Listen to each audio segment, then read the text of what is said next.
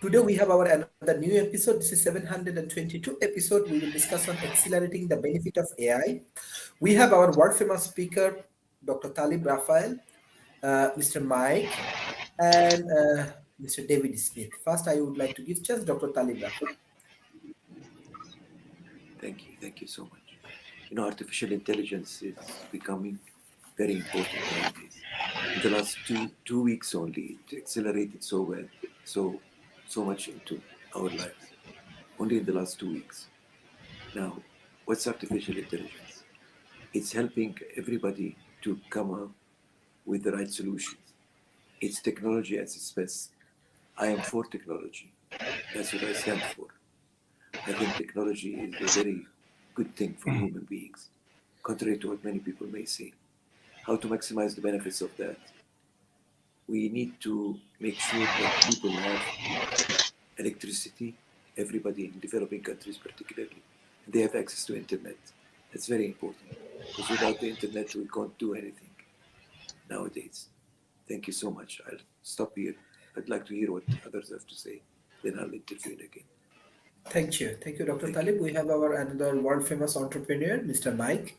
Mr. Mike, what you want to add for today's discussions, and how you utilizing AI for your innovation? Yeah, one is, AI is like an automation tool that and we've had automation for hundreds of years. So I think it's relevant to see is how is this any different than just a better tool that is used to make people more productive? And I think one of the issues is more than just AI. It actually has to do with the internet. Is how can you tell that I'm who I say I am? How can you tell that somebody on the internet is a dog or a person or is an AI? And how do you know who's acting for someone? Like, how do you know that this AI, who's responsible for this AI? Who's going to be responsible for the content that it produces or the things that it does? And I think that's one of the challenges too, is just authenticity. How do you know what something is and who's responsible for it? So it's a tool that can act on its own. So therefore it needs to have some level of who's responsible for what it does. Thank you. Thank you. Professor David Smith.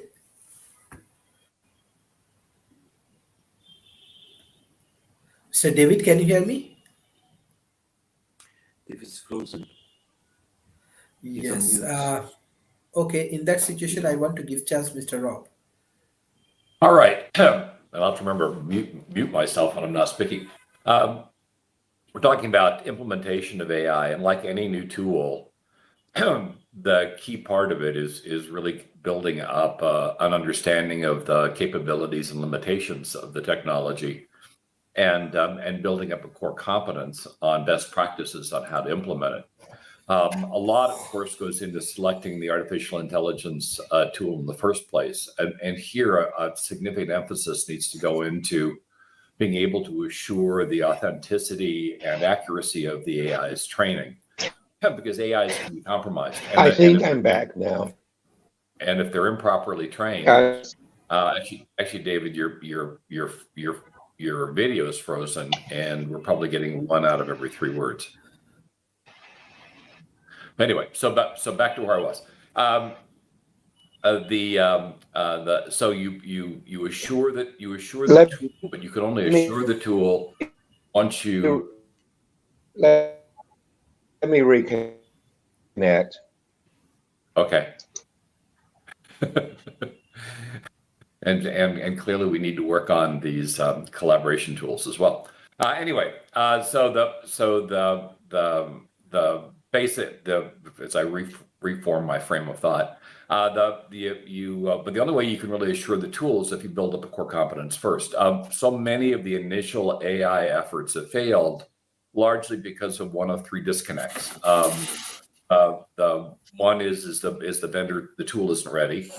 Two is the company has no real core competence and how to implement it. And number three, the folks that want to make use of it don't have a fully formed idea of what they want out of the tool.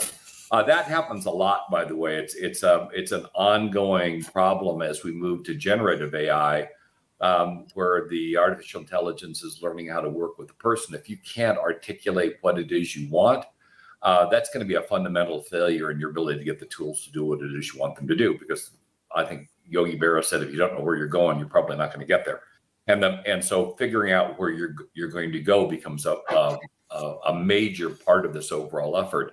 But if you don't understand the tool, or if the tool's not ready, it's going to fail as well. And so making sure those elements are in place will better assure that the outcome will be what you intended to be. And do recognize with AIs, still much of the effort goes into training. It's not the cost of the tool, software or hardware, that generates much of the effort and cost. It's training the tool.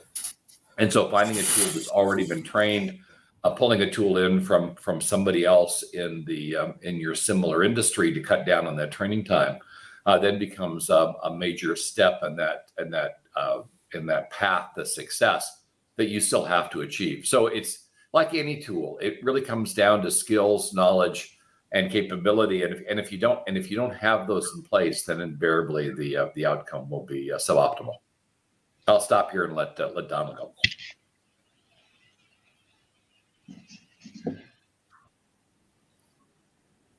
Thank you, Mr. Donald.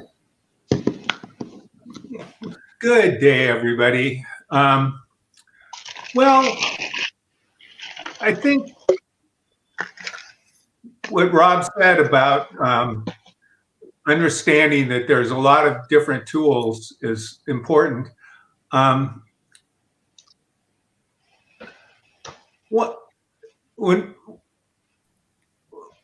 It's important to realize that AI is really pretty, it's like pretty stupid, and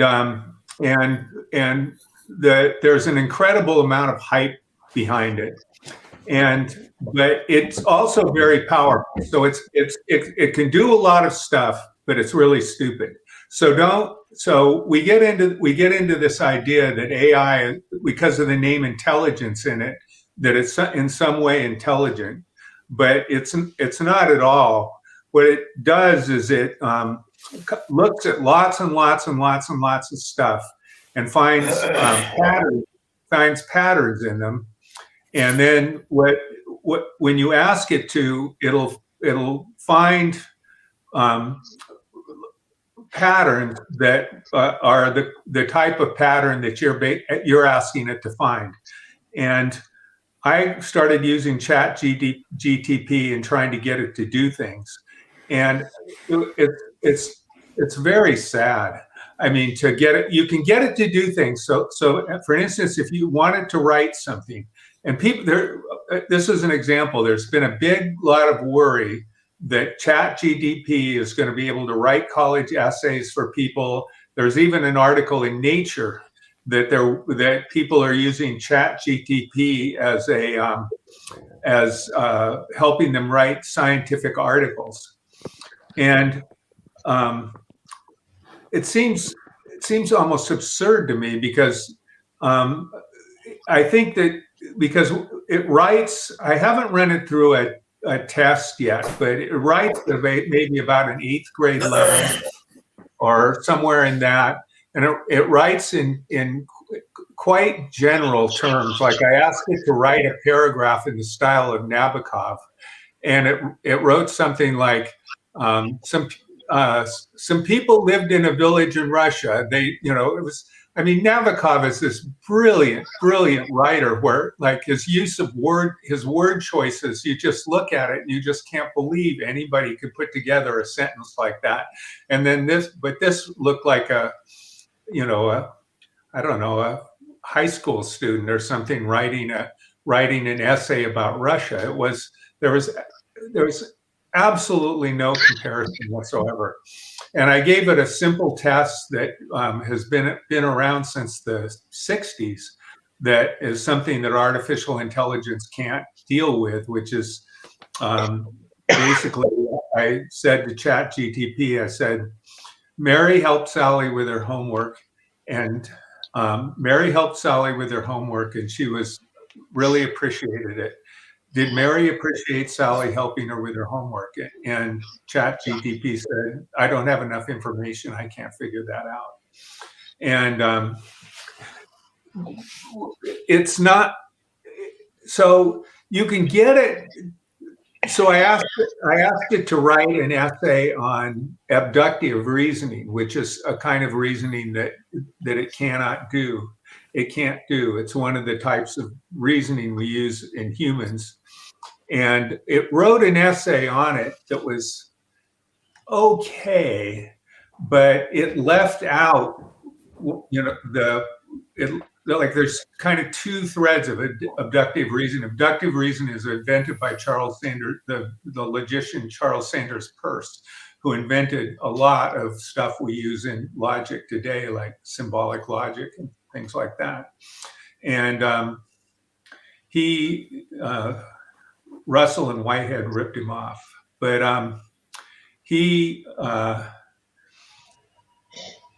it didn't mention Peirce.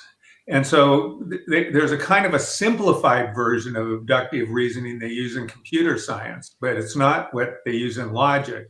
And it wrote about the simplified version in computer science, the one that's used that they use in logic, that it didn't. And I don't know why it leaves things out, or how you can ask it to include the things. There's probably a way I could do it, like Rob said, like how, be able to ask it to do the things you want it to do. So I'm going to keep trying. But anyway, so it's still at a primitive thing, and it's going to be that way because the way it works is that it looks at lots and lots and lots and lots of sentences and lots and lots and lots of written, stuff that's written, and it basically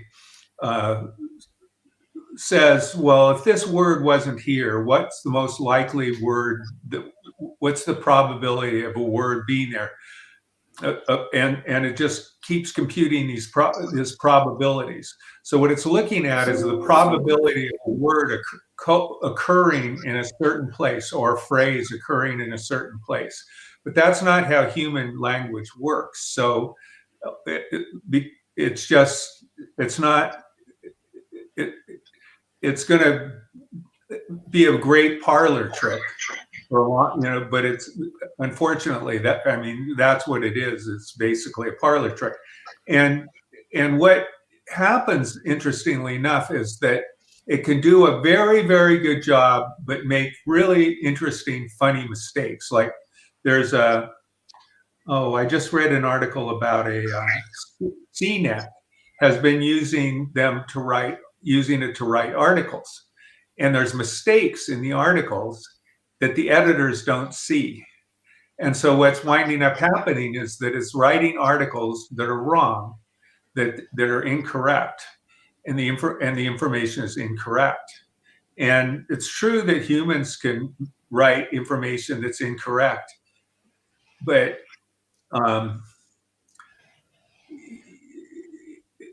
the devil is in the details. If we trust these things to be correct, there's a thing that we think about is the 90-10 rule, which is 90% of the task takes 10% of the effort, and the last 10% takes 90% of the effort.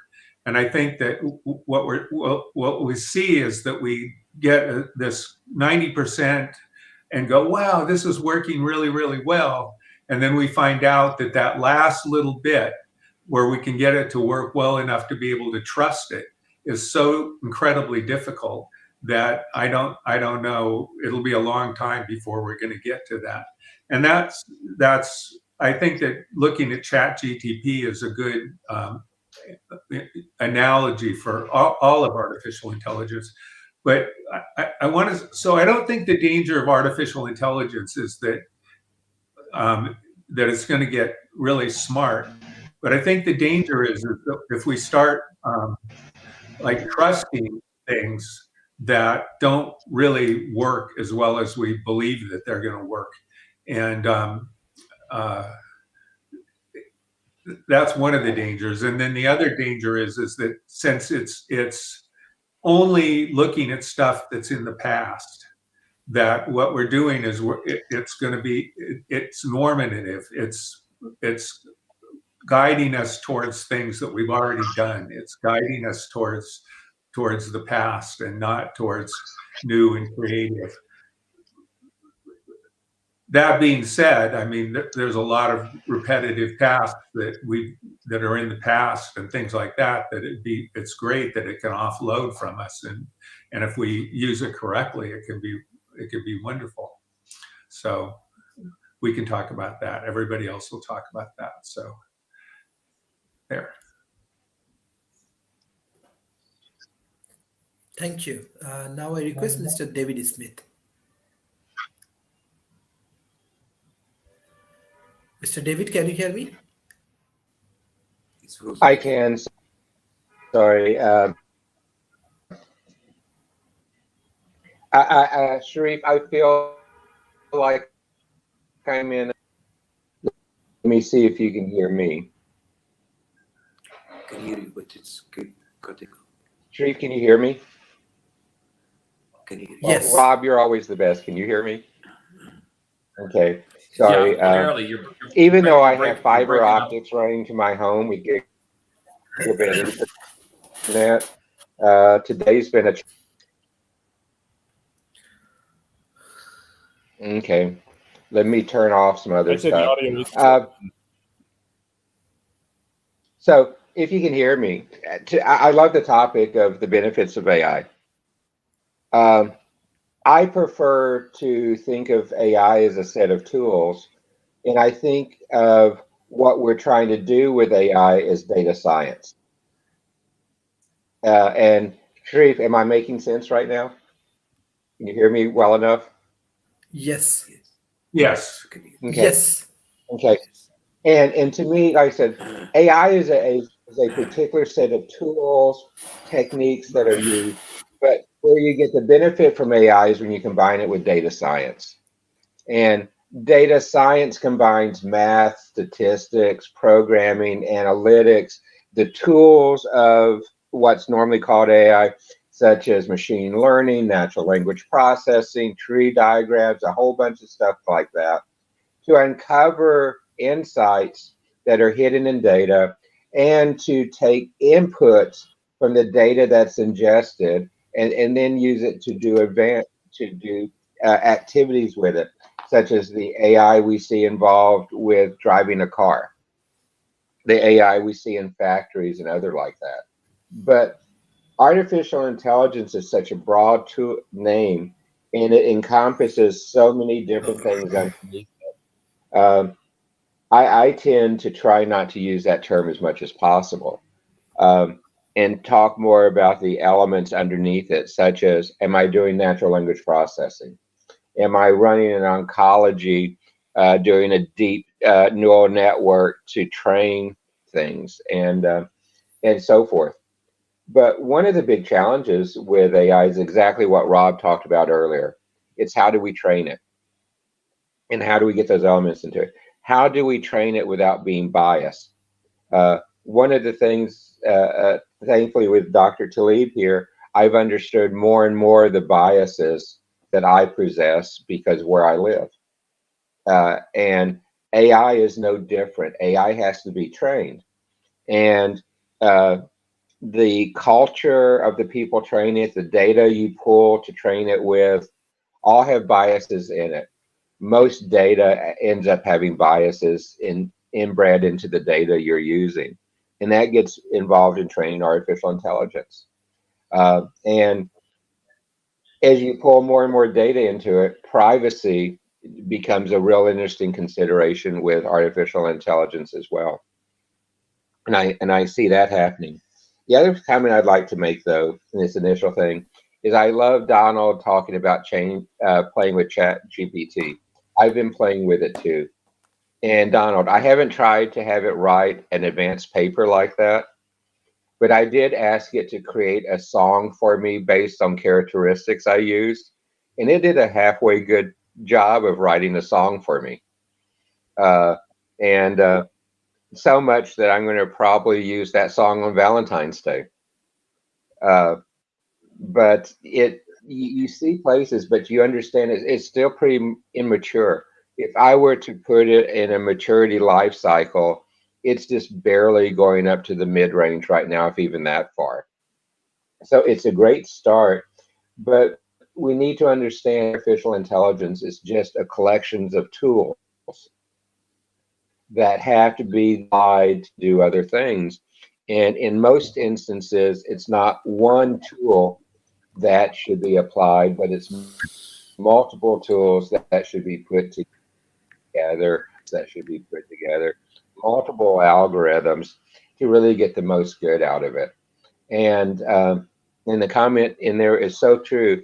It is both a blessing and a curse, and it should be there. And that we can use AI for good, we can use it for bad, we can use it for intentional purposes. And yes, AI will have unintentional outcomes.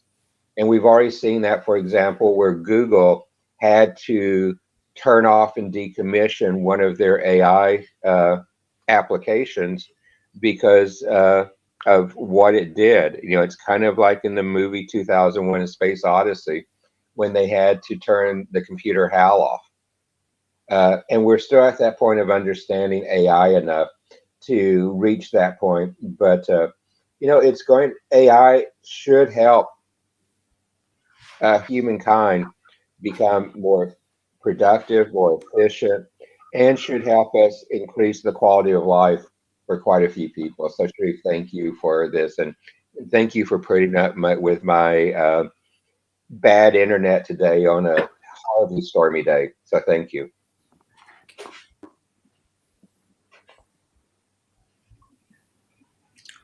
David, West France is Gus. Yeah.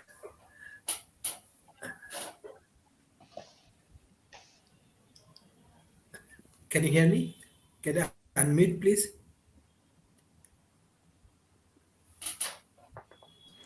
Yes, yes, I can hear all of you.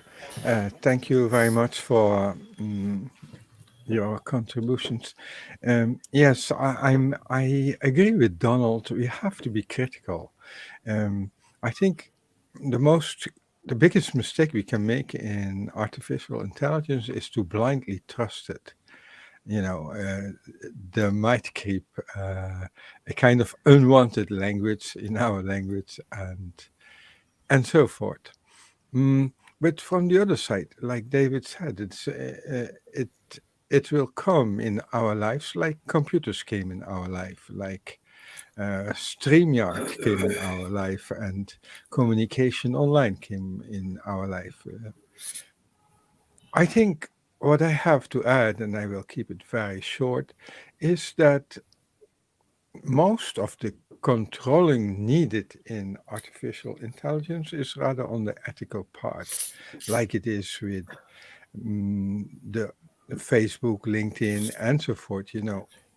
If we want to have it good for mankind, we have to put in good rules. It's like on the internet. In the internet, we had to learn to communicate dignified and well, also to avoid the negative parts of the internet. And with AI, it will be exactly the same. So I would rather go for a very human approach and keep humans on top of AI. We have to keep on controlling its development. To have robots which will later destroy our culture, we don't want. They have to be controlled very well. And I think the ethical part is very important in its development if we want to use it for the positive part of mankind. Thank you very much. Unfortunately, I can only be shortly today, so I will leave in a few minutes. But very, very pleasant to be in such company. Thank you. Thank you for thank you, Mr. Paul. Yes. I think that I don't know if everybody's aware, but apparently this AI, the new chat AI, just passed the law exams, passed the SATs, passed medical exams to get into be medical doctor basically. So like anything else, like any person, you don't just hear what they say and trust it outright. You can go and fact check things that they say, etc. So, eventually, we tend to trust experts more than other people, at least in some fields, not in climate change, but in medical. We trust our medical doctors. If they tell us we need a test or an operation or something, I mean, they have good credibility with us. They have their medical degrees. So, this chat AI, it's a new thing. It appeared, on the web. People can access it. People can ask it questions, etc. It's very, very new. It's just in the last few weeks or less than a month. So how can we expect it to be trusted, right? I mean, you have to earn trust. So, the idea of being harmed, humans being harmed by trusting it too much, I think is kind of, red herring or irrelevant. I think over time, sure. I mean, do we want to assign the AI degrees? Call it Dr. AI, PhD in chemistry, biology, physics, all the different scientific ologies, right? We'll see, somebody will do a CV for the AI at some point. Over time, people will trust it if it's trustworthy, if what it says is fact checked by experts to be legitimate. So, I think it's a quantum improvement, this AI, over what we've seen previously, at least what we've seen previously publicly available. I mean, maybe there's AIs on supercomputers that are being studied much more, which have been around much longer, but this is still new to us. And lots of people are playing with it. And sure, if you ask it to, it does a reasonable job at most things that it's asked to do. If an expert in a certain field about knowledge, okay, may not know too much, but apparently the algorithm is set up for it to learn continuously. If it makes, then those mistakes are corrected, and it won't make the same mistakes for the next person. At least that's understanding of it. I'm not sure how much, with all the people use now, how much of their usage and experiment with the AI, asking it to do different things and then evaluating it, how much of that information is being fed back to actually tweak the AI, right? Because if it's constantly learning from masses of information, then how can it not get much more intelligent and useful as a tool to people? Now, of course, things that we don't understand, technologies that we don't understand, that people don't understand, there's always people saying negative things about them. There are always the doomsayers saying, well, this is going to destroy humanity, et cetera, et cetera.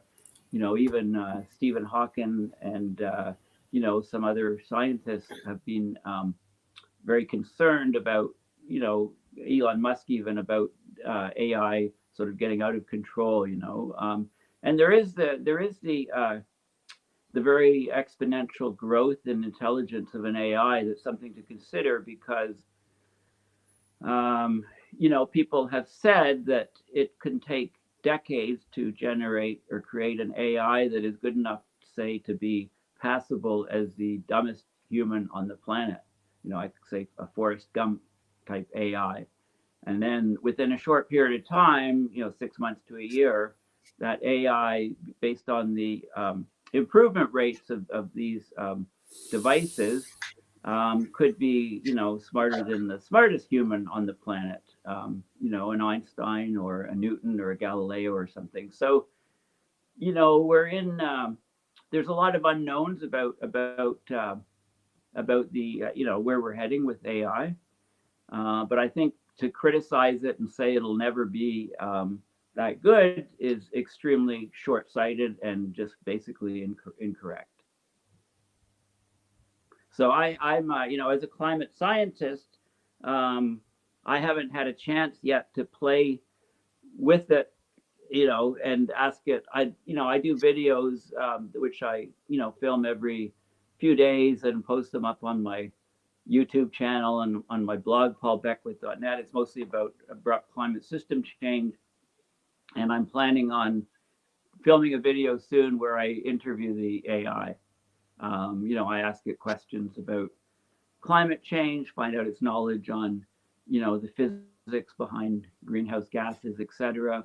Ask it what it thinks about, what it thinks that the best solutions might be, what things that humanity needs to do to address climate change, how we need to communicate it better to the public, right? There's a whole array of questions touching numerous different fields of human psychology and, the physics and the chemistry of the atmosphere and oceans, et cetera, how heat's transferred, the thermodynamics.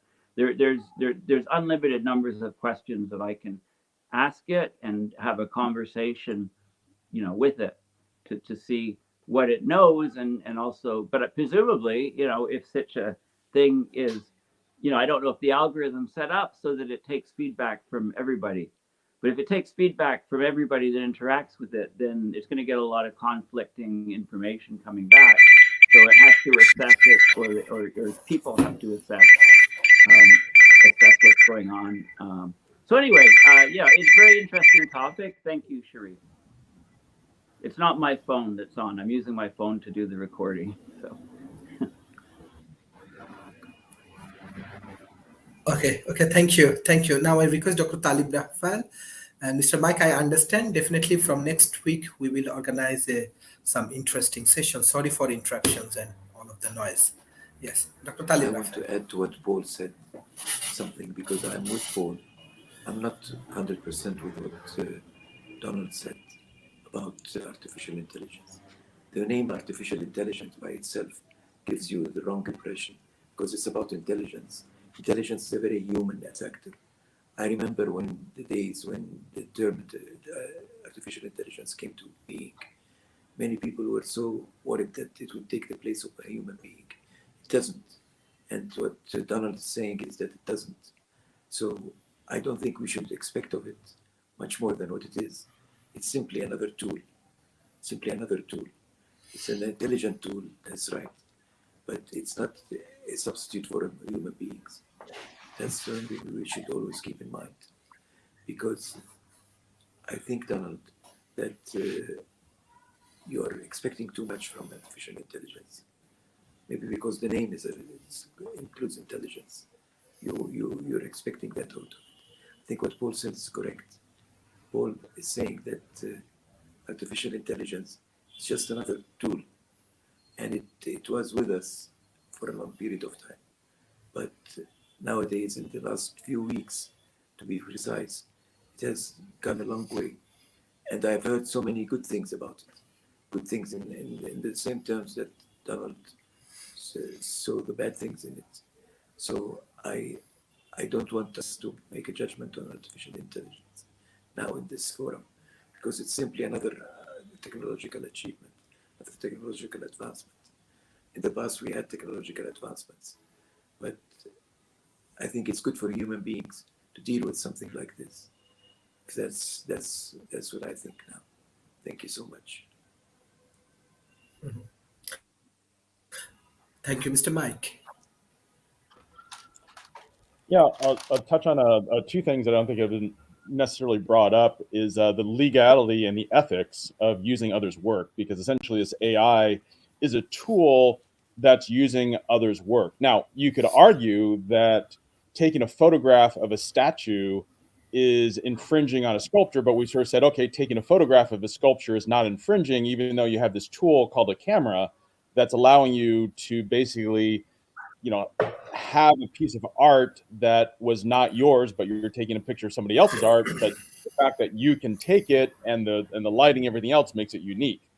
So is this a tool, and what are the ethics of all these content that it's mining to basically add value? So let's say this company is worth $26 billion and you have artists that have basically contributed to the quality of its output. The quality of the tool is dependent upon all these people that have done their livelihoods in providing content, either written or visual or video. So I think that's a big issue. And rather than just going on to the next thing, I prefer that we can have a dialogue where you can say something for a minute or less, and then have other people respond. So I'm going to just stop with that. I do have something else, but I'd rather get a little bit of interaction here. Thank you, Mr. Rob. Well, a number of concepts. The Mike's concept or thought on intellectual property theft. It's an interesting one because it's being tried in court at the moment. But the question, at least with regard to the defense for it, is how is AI's training any different than how a person is trained? Generally, when a person goes to school to learn how to be an artist, assuming they aren't self-trained, but even if they're self-trained, they observed others. So in effect, everybody learns from others, and their work is derivative. And so an AI just does it at scale. An individual might review hundreds of artists. AI would review millions of artists. The level of ChatGPT we're using right now, ChatGPT 3, was trained on about 30 trillion pieces of information. ChatGPT 4 will be trained in 100 quadrillion pieces of information. I think it's 5 or 6 magnitudes greater. Anyway, the increase in the amount of data that these things are getting is going vertical. I mean, quite literally going. When we're talking about multiple magnitudes, each magnitude being 10x, we're talking about increase in fundamental knowledge that is happening far quicker than anything we've ever seen in history. And so our ability to predict when AI will cross over and truly be able to become a general purpose AI becomes very difficult because the rate of change is far greater than we had with atomic power or initial robotics or automotive or aerospace. This level of advancement is unprecedented in modern history, and so the question is when does it pivot? When do AI start acting fully independently and autonomously? Which is the concern that the folks that have been speaking out against AI have, whether it's Bill Gates or Elon Musk or whoever. The fact that the advancements are happening so very quickly and that they're layering on each other, our ability to grasp where the technology is at any given point in time is very light.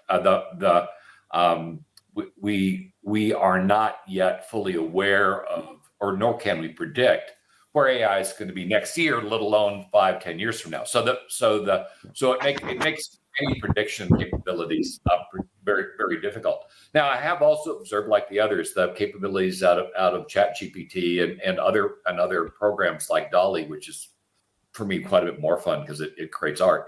And there is a clear differentiation between the people that have developed skills to work with these AIs and those that don't. Your casual user, much like a casual user of the web. I remember when the web came out, and folks were trying to search for stuff, and there were people that were good at searching and finding stuff, and there were people that were bad at it. And the people that were good at it had learned Boolean logic because that's how the search tools were programmed. And so if you understood Boolean logic, you could phrase up a search term, and I have a much higher probability of coming out with results on the first page, if not on the first 1 or 2 items, than somebody that didn't. Same thing with ChatGPT or DALL-E. If you learn how to phrase you have to have a clear idea of what you want, but you learn how to phrase the query so that it provides the detail that the computer requires, then the outcome is quite a bit better than if you don't.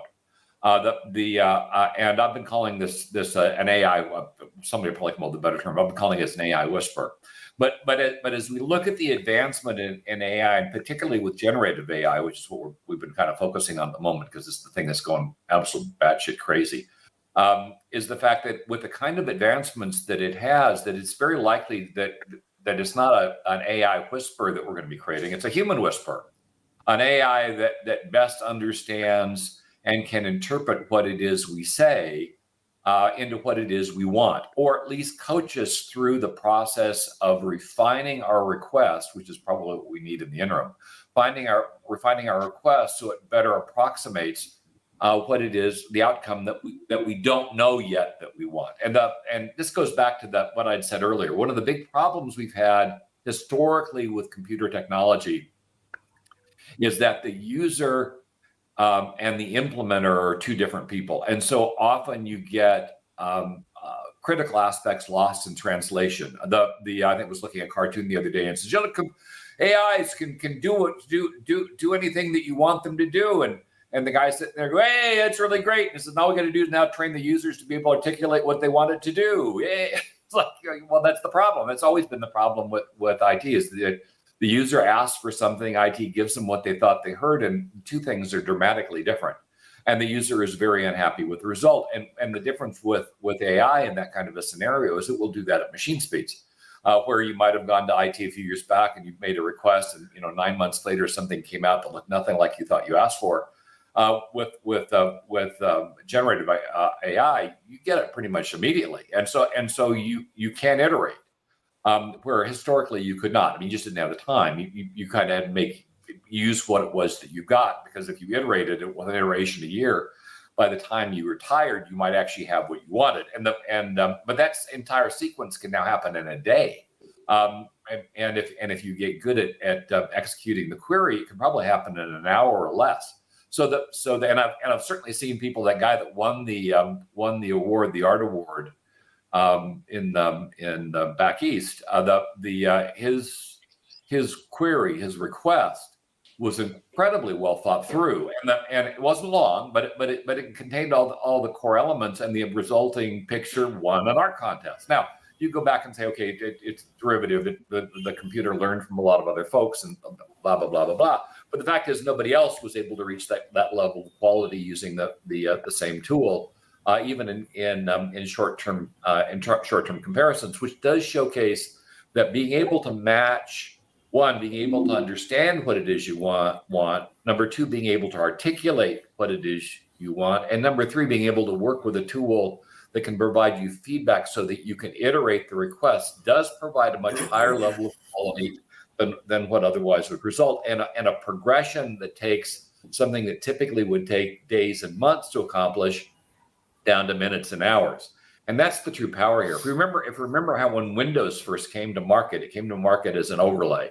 You bought Windows, you overlaid it on DOS, and presto changeo, you had a graphical user interface and what was a command line application. And so with generative AI, we're moving that one step further. We're providing a verbal interface to what is a command line set of applications. And you can certainly imagine, at least in the near term, they're going to start putting generative AI in front of everything. That's why Microsoft's gone bonkers with regard to this, just completely cut their efforts on AR, VR, and the metaverse, and all in on generative AI, because it goes to the core of who they are. If somebody else gets this first, then the next operating system, the next computer system is going to be whoever builds that thing, and it won't be Microsoft. And they recognize the full threat. Their very existence as at stake, and they're to their credit, they're pivoting to address that existential threat to the business. And Apple is off page. If you look at Apple and Siri, this is where Apple was able to take what was basically a speech to text interface, put it on top of a web browser, and convince people that was AI. It wasn't. But they did discover that's what folks wanted, and the fact that they're not on top of generative AI, which is generations ahead of Siri, I think it's going to be problematic for them going forward as they try to justify their existence in the emerging world. And so right now, as we look at AI, it's at least viewed as being the thing that will define the next Microsofts, the next Apples, the next IBMs. And the companies that get this and have the core skills may survive. The companies that don't probably won't. And so it kind of, as we watch this, we're at a moment of change, a pivotal change that is very much like when the internet came to market, but with a far higher repetition and evolution rate. And so our ability to stay up on this stuff is going to be increasingly very difficult. Most of us weren't able to stay up even with the internet speed that we had since the internet came out. We're now talking something like 5 magnitudes faster. And again, that was the concern with the folks that pointed to AI as being a problem. The advancements are coming so very quickly that understanding them, let alone getting ahead of them and mitigating any consequential damages, becomes virtually impossible. As we're looking at the application of these AIs, both benign and non-benign, we see a tremendous potential for harm if we don't keep these things in their lanes. And keeping them in their lanes and focus on what we intend them to do, as opposed to allowing them to do things we can't control, becomes our biggest problem to solve as we go forward. One of the scenarios I was presented with regard to AI and AI going south wasn't that AIs would turn into Terminator and kill people. It was that a misspoken query resulted in an AI, a generative AI, future generative AI that produces a solution that consumes a critical Earth resource so fast that we can't get our hands around it. It's trying to do what it's supposed to do, and suddenly we have no air, or we have no water, or we have no, because it's able to expand, self-manufacture, self-replicate.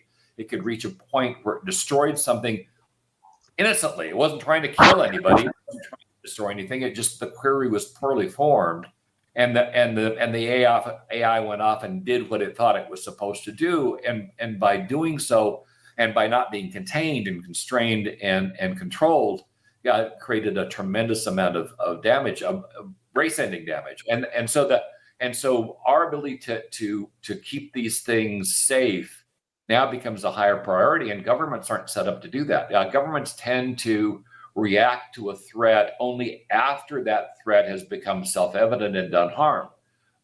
With AIs, we may not have that kind of latitude, that space of time to make those decisions. We may have to address the threat before it emerges, because if we wait till after it emerges, it simply may be too late. And so that there resides the real risk, I think, here is the advancement. And I'm not saying, okay, slow down the advancement.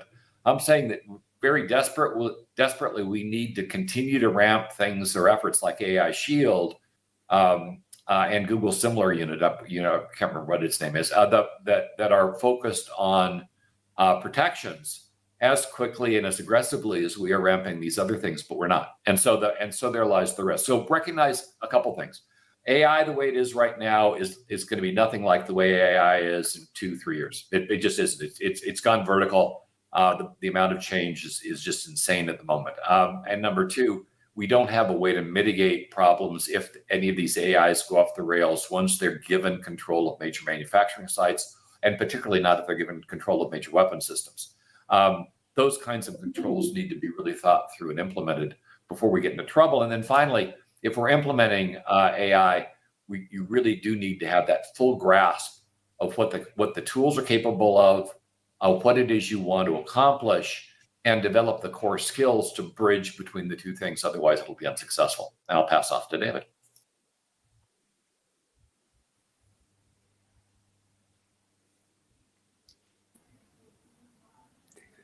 Can you unmute, please, Mr. David?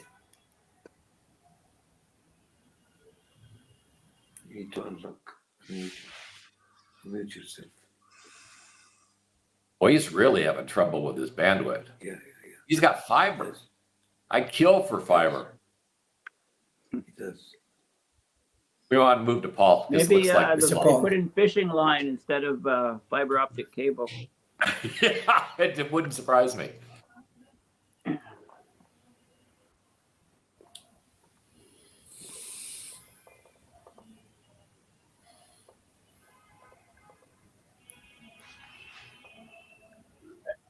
Internet's so much fun. Um,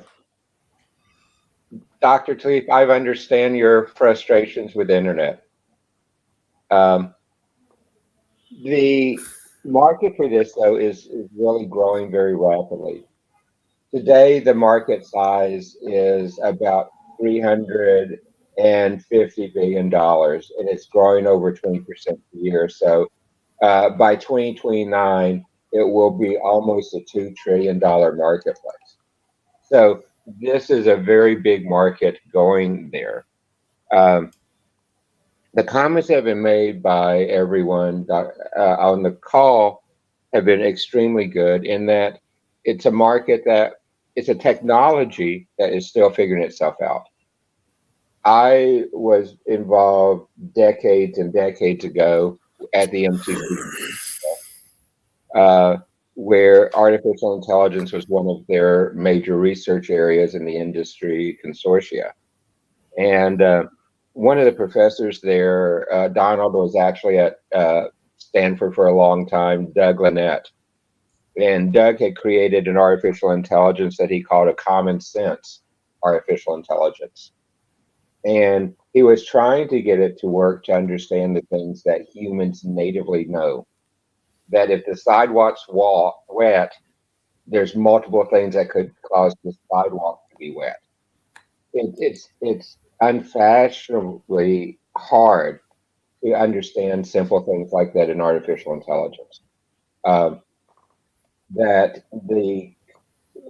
particular research program had hundreds of millions of dollars spent on it through its life from a number of places, but yet still common sense AI, and as we've talked about before, AI well ways away, and we'll get there. It's there, but it's hard to get there. The promise, though, is that we put the systems in place around, and that's the promise and the challenge. It's real easy to have people with the fact that many of the artificial intelligence tools are open source. You can go use them without paying anybody for them. You can go and take them and pull them into your own system and create whatever application you want to using it. It's hard to enforce artificial intelligence ethics. It's hard to enforce any regulatory approach to artificial intelligence because it's just still very much of a let's innovate as far as we can and do it. So it's up to the organizations and the individuals to do it. But the fact that artificial intelligence is so broadly available to now that Donald and Rob and I could go into chat at GPT and basically try whatever we wanted to with it and have played with it a lot to kind of understand it. You go into the Google equivalencies of that, and it's advancing very rapidly too. And remember, it was Google who came out and said that they had the first sentient artificial intelligence. And while I think we've kind of seen that's not true yet, that is where the goal of people is pushing it. And that particular researcher went a little rogue inside of Google as he was trying to push his AI program forward, which is, again, one of the fears that you see people like Gates and Elon Musk putting forward in the discussion. I use at my company's artificial intelligence in all of our companies. It's built into everything we do on parts of it because it is such a multiplier. It has the ability to process tremendous amounts of data. Rob was putting some of the numbers on the table earlier for the amount of data, and we have to realize that the amount of data is doubling every 2 years, and that's picking up speed with Internet of Things and things coming onto it. And that's not doubling on a simple cell, that's doubling the amount of data since the beginning we could record data. So that is a tremendously steep curve. And one of the places I've done work collects yottabytes of data. That's 10 to the 28th for a yottabyte. So the data collection can be tremendous as you get there. But it's really hard to say, how am I going to use the data? And see, that's the promise of AI, is we can collect tremendous amounts of data, more than a human being could ever look at and process by themselves. So the tools behind artificial intelligence, the tools behind data science, and the order of analytics that is done is really the promise of the benefits of artificial intelligence. And it's not a simple tool. It's all these things put together if you want to have the benefits, and how to use them, and how to manage it, and how to make sure it's mostly used for good and not for bad. So Sharif, thank you. Thank you, Mr. Donald.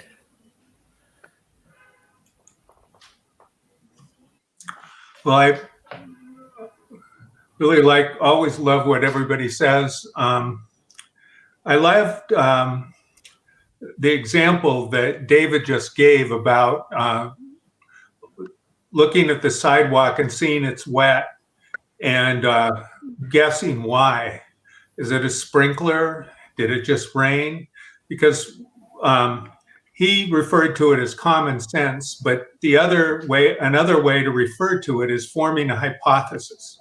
And oftentimes there's in that particular case, we formed two hypotheses. One, that the sprinklers did it, and the second one is that it rained. And then from the two hypotheses, we select the one that we think is the best.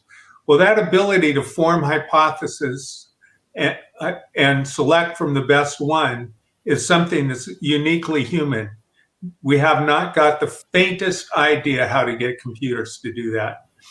And so when we look at something like the idea that computers can pass the medical school exam, or the computers can pass the MBA exam, it gives a good example of something that artificial intelligence could be very useful for.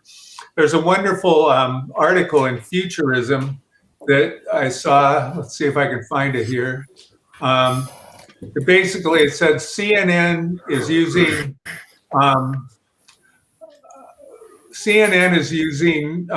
here it is. CNN article writing is already publishing very dumb errors.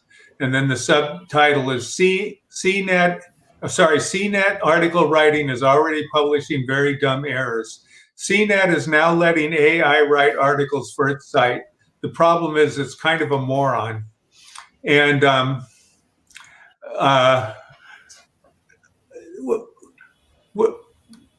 I was thinking about this because there's been some talk about how at universities it's a problem that students are using ChatGPT to write papers, and they're writing papers that are better than they could write themselves. And I tried to understand how that could be, because anything I've ever tried to get it to write was well organized. I mean, it had a beginning and a middle and an end. And I've tutored and otherwise worked in English departments at actually junior college level. So and I've been kind of dismayed at how poorly people are trained to write in high school.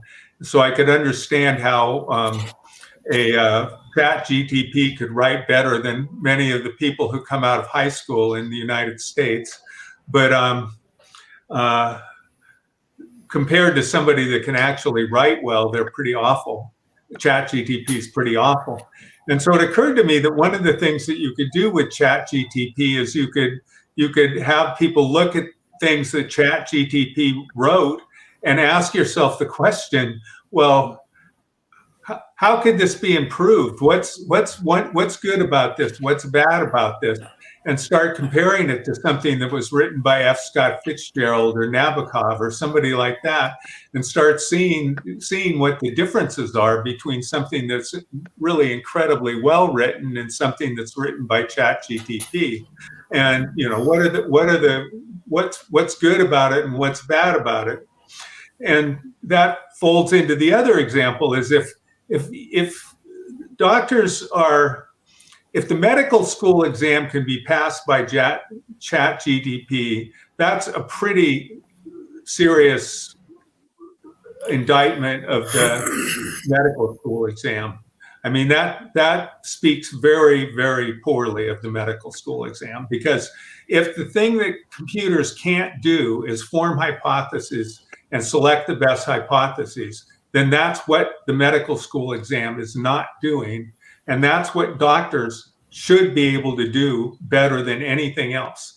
And so that means that the medical school exam is not testing doctors for the very thing that doctors should be the most capable of doing. So it seems to me that that's an incredibly useful use of artificial intelligence, would be to check ourselves to find out if we're really we're really looking at the things that we should be looking at in our writing, in our teaching, in all kinds of human things that we're doing. And so I think that's something that I've been thinking about that could be a fabulous use. And I do know that at some universities, others are starting to think about this as something that could be a very, very valuable use of artificial intelligence in the human use of artificial intelligence. So, Thank you, Mr. Paul. Mr. Paul. Yes, so let's go back to the so-called wet sidewalk. Sprinkler rain. There's many other possibilities, and if you don't include these other possibilities, then there's no way you can come up with the solution. So, kids could have had a squirt gun fight, could be dog pee, could be snow on the side of the sidewalk that's actually melted and run onto the sidewalk, a leak from a car. Maybe it's not wet at all. Maybe it's a mirage in the distance. So, if so these other things can make a sidewalk be wet, and I don't see why an AI couldn't just go through all of the possible things which could make a sidewalk be wet, or actually just only appear wet. And then it has its hypothesis has a whole list of things, and then it can assign probabilities and come up with the best. I mean, that's all we do. That's all our human brain does when we look at it. So I don't think we can have a blanket statement that an AI can't make a hypothesis. I mean, it's not sophisticated enough, the algorithm yet, to do that. But that doesn't mean that can't be corrected. In terms of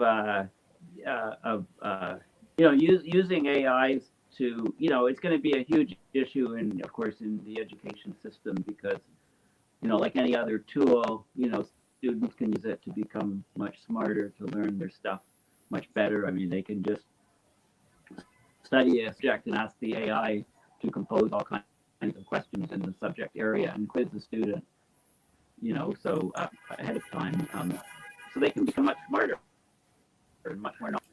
And, if you have the AI as a tool, then why does it have to be a competition between, humans and its knowledge and, replacing a doctor, for example? I mean, that's what people fear and talk about immediately. But what about using AI to assist the doctor? The doctor is doing a diagnosis on somebody, comes up with some idea, then plugs it into the AI, gets some different vantage points, and maybe gets a better diagnosis for using it. So it doesn't always have to be, we're always looking at the AI as competition as sort of, it's going to replace us, it's going to displace a lot of jobs, and, using it for assistance to, make humans better in what they're doing is a huge aspect AI can be used for. And it's kind of like, when the very strong chess programs were first developed, they would be entered into human competition and win, and then they'd be banned from human competition. Well, then some chess tournament organizers decided, okay, let's have try to get the best caliber chess games ever. So we'll have the grandmasters playing each other, and they can use any AI or program assistance. So it's a combination of the hybrid, human capability, for, assisted by the AI to try to get an even better result. And those tournaments were very successful. So I think, if we think of AI more as a tool and to assist us and not as a competitor, we can get better analysis of problems and better results. Mm-hmm. Thank you, everyone. Thank you, everyone, for joining today's sessions. Today, I'm sorry that we have some technical problem, but today's topic is very, very important. It's accelerating the benefit of AI, which is very important. Specifically, if you focus on the South Asian part, we need to develop more infrastructures. We need to do more research on AI, and hopefully, with the help of all of our speakers, we can solve this kind of uh, issues, and we can develop the artificial intelligence which may be helpful for our community. Thank you, Dr. Talib Raphael, Mr. Rob, Mr. Paul, Mr. Donalds, and Mr. David Smith for your continuous support for World Talent Economy Forum. Thank you. Bye bye and take care. Thank you. Bye. Thank you. Bye. Thanks.